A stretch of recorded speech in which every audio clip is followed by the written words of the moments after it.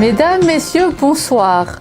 Nous sommes le mardi 1er mai 2018. Bonne fête au Jérémy. Bienvenue à tous pour cette nouvelle édition.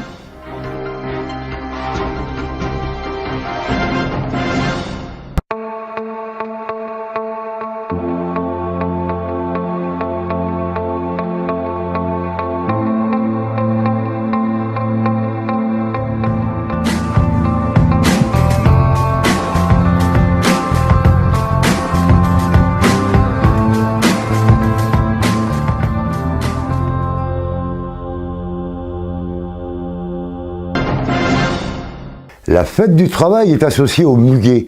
Il fleurit quand vient le printemps. Il a donc été depuis l'Antiquité une plante idéale pour célébrer la nouvelle saison.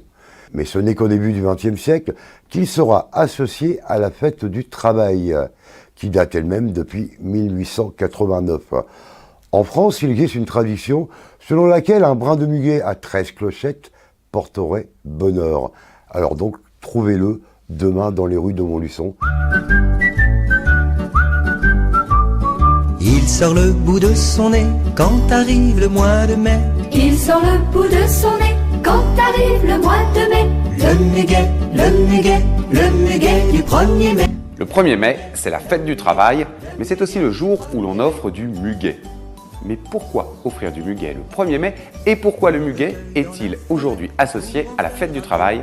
Fleurissant au printemps, le muguet est la fleur idéale pour célébrer le retour des beaux jours. Dès l'Antiquité, les Celtes lui attribuent des vertus de porte-bonheur.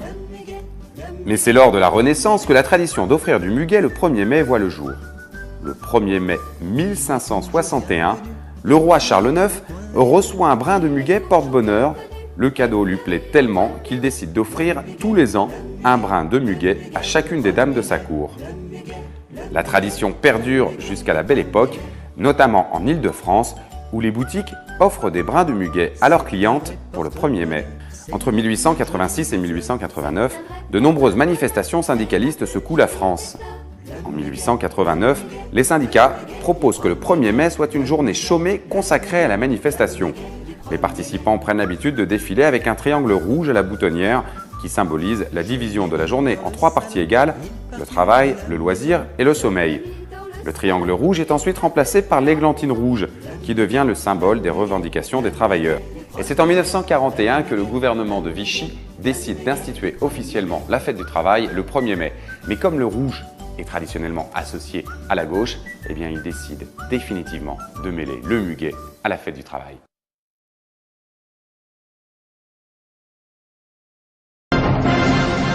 C'est Montluçon, c'est parti. Donc les travaux débutent demain, nous serons le 2 mai. Et ce sera le quartier Paul Constant qui ouvrira ce chantier qui devrait perdurer une dizaine d'années. Comme pour tous les travaux, des désagréments seront à craindre pour la circulation et le stationnement. Mais on n'a rien sans rien. Jouer avec vos enfants, place Louis Babet, descendre le Cher à vélo en toute sécurité, se balader au fil de l'eau, beaucoup l'ont rêvé, Montluçon va vous le donner.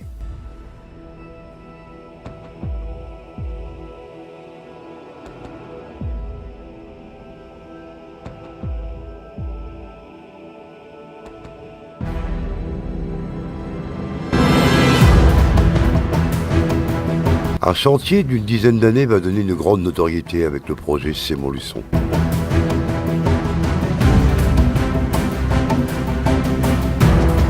C'est un vaste projet effectivement urbain et qui bien sûr découle à court terme puisqu'on est dedans et on verra, c'est cette salle dédiée aux rives du Cher, aux travaux.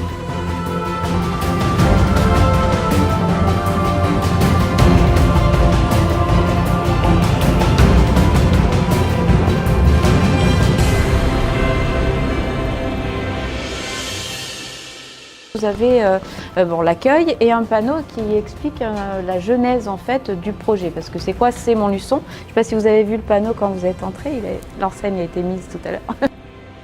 Avec C'est Montluçon, le bassin central et les quais du Cher sont apaisés, avec des espaces nouveaux qui vous donnent envie de vous arrêter, faire une pause.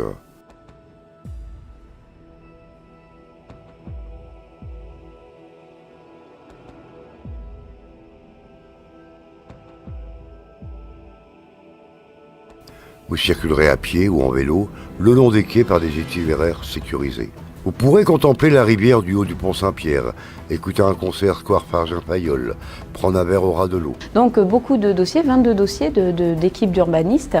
Donc 3 ont été sélectionnés. De là, un dialogue compétitif s'est lancé. Et donc l'équipe retenue a été l'équipe de Juan Busquets. Juan Busquets, Michel Desvignes, donc, comme paysagiste, Merlin et Atelier 4. C'est le projet Montluçon qui vous transportera à l'unisson. Un rendez-vous à mettre dans votre agenda, donc du 25 au 27 mai, l'association Selenium organise un grand week-end du jeu à Montluçon. Qu'il soit de société ou qu'il soit de vidéo, ce sera un grand moment de convivialité. Je suis avec Nicolas Langlais. Donc Nicolas Langlais, c'est le président de l'association Selenium qui organise donc les 26 et 27 mai donc un week-end de jeux, mais pas de la pétanque, ce sont des jeux de société. Bonjour Nicolas, ça va? Bonjour Dominique. Présentez-nous un petit peu votre week-end qui aura lieu donc fin mai 2018. Donc nous sommes 3 associations, Selenium comme vous l'avez dit, la Ludothèque de la Chapelaude et l'association Planchette, qui prenons la suite d'une idée initiée par Olivier Chéneau, qui était de faire une fête du jeu à Montluçon, et qui prend cette année une nouvelle dimension, puisqu'elle devient tout un week-end du jeu, avec 2 jours consacrés aux jeux de société. C'est une animation qui a lieu tous les ans ou c'est une première?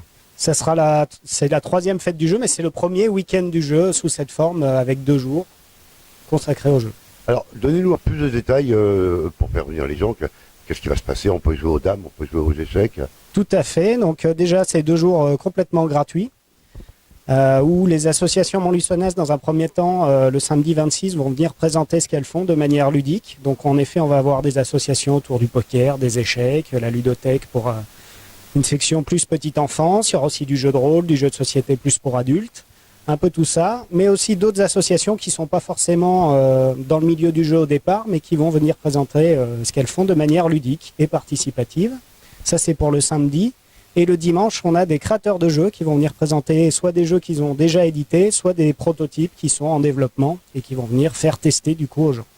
Et les 2 jours sont gratuits.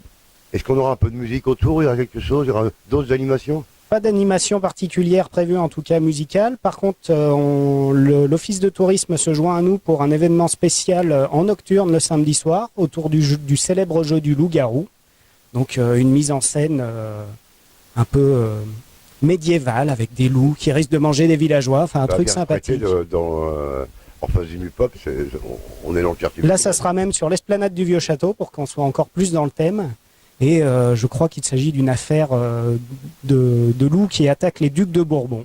Nous bénéficions d'une aide au projet.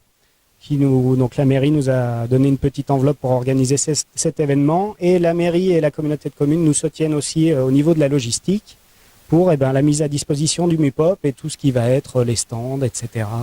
On a un gros soutien de la mairie qu'on remercie au passage. Mais c'est un gros budget d'organiser ce week-end?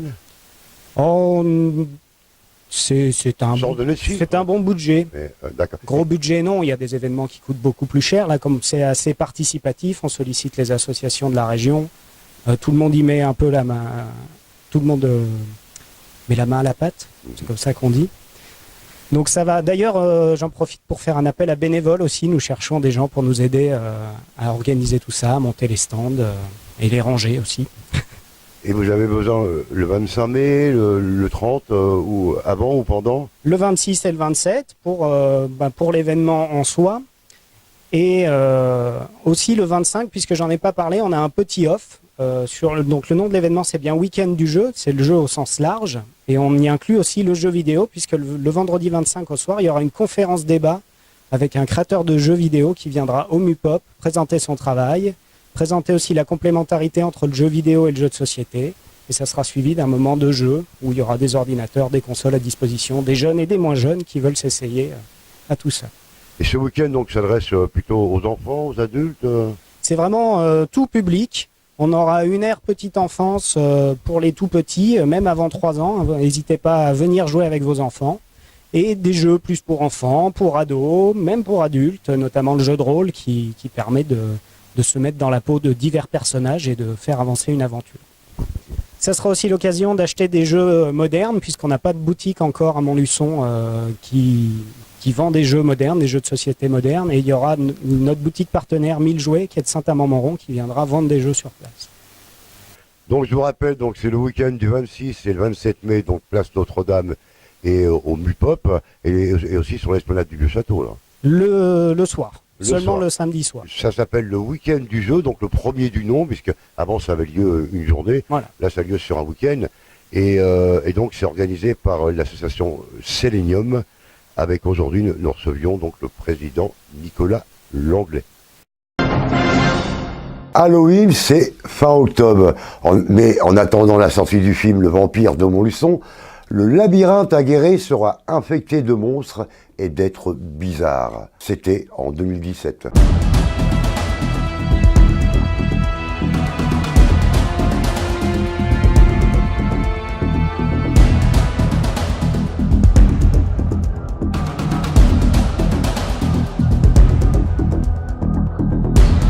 Alors ce soir au labyrinthe géant, d'étranges créatures peuplent les allées du labyrinthe.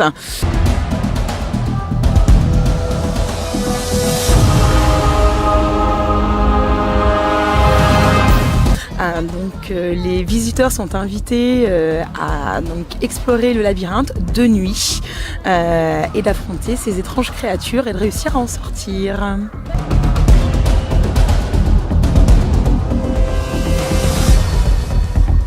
On est donc au centre du labyrinthe, c'est là où tout commence. Donc là, le visiteur est face à 7 chemins différents. Il va falloir qu'il choisisse lequel emprunter.